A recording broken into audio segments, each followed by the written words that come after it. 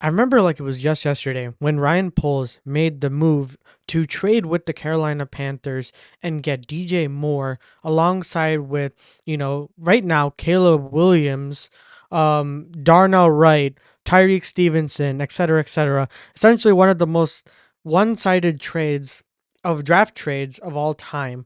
And we had DJ Moore for a season and seen what he's capable of doing with receiving over 1,300 yards that season. And it's just insane to me that, we pulled off such a great trade. And he has another quarterback now with Caleb Williams, which he can get catches from with a solid wide receiver core. So he is not the only one that's going to get most of the targets. But the question now on everyone's mind, especially after the major news of Justin Jefferson getting his extension with the Minnesota Vikings, is what are we going to do with DJ Moore? What is the contract situation going to look like? And I think that's a pretty normal question to ask because nowadays wide receivers are getting more and more expensive. And given how the longer you wait, the more expensive the contract situation is going to be, given how it's essentially 35 million a year for Justin Jefferson. And what is DJ Moore going to get? Obviously it's not going to be the same um lengths of Justin Jefferson, but I do think that it is going to be in that realm if he has another solid season. And I think it goes without saying that Ryan Poles definitely pondering over that question because not only do you have CD Lamb that needs to get paid, Jamar Chase that needs to get paid, um, and in terms of our roster, we aren't probably going to pay Keenan Allen because he's already a lot older than we think. And yes, he only has a few years left before he becomes like an older, worn out wide receiver.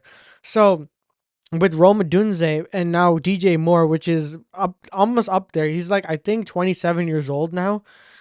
What are we gonna do with the contract for him? Because he's gonna definitely ask money soon. So I think that it's important that maybe after this year or sometime in the middle of next season that we start the negotiation process, probably before the trade deadline, like how Jalen Johnson got his money. I think it's important that we pay DJ Moore going forward. And then here's why.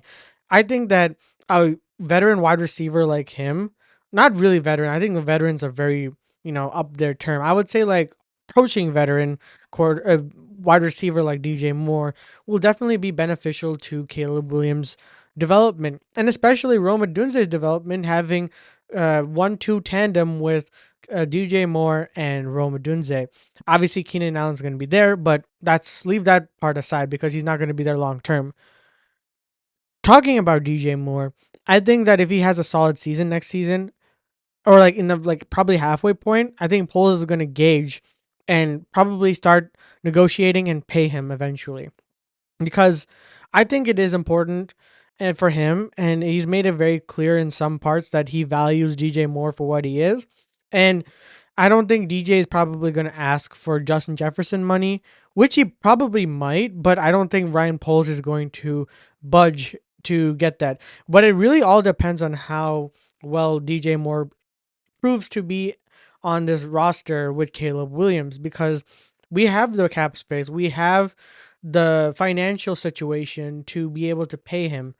But is it going to be a long term sustainable for an organization that is, trying to save up money? We have Caleb Williams for a reason because we wanted to reset the QB clock and not have to worry about paying him so quickly. And we can focus on the team around him and assets around him to pay before he gets paid down the line. And well, yes, it's important to pay your players and do that, but it all really depends on the negotiation between the two. I'd say it's important to do it earlier rather than later because you would have a situation like, for an example, if let's take a look at the quarterbacks for an example. The longer Dak situation it waits with Jerry Jones, the longer Jerry Jones waits to pay Dak, there you have more and more quarterbacks that are getting up to near 50 million a year.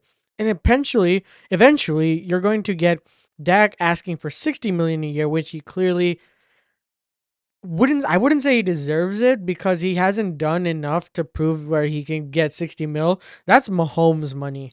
Now going back to DJ Moore, I don't think that it's in the realm of possibility that he's going to get Justin Jefferson money, but he will get in between like 28 to 30 million-dollar a year deal, probably for like 3 years or so, because he's probably not going to get like a 4 year, 5 year extension, even though he already got one in Carolina. And he, ever since he got traded, we've only been paying his contract from Carolina. So yeah, let me know down in the comments below. Would you like to keep DJ Moore for the future? Do you think you would want to pay him? Do you not want to pay him? I would love to hear what your opinions are down in the comments below. And as always, I'll see you guys in the next one.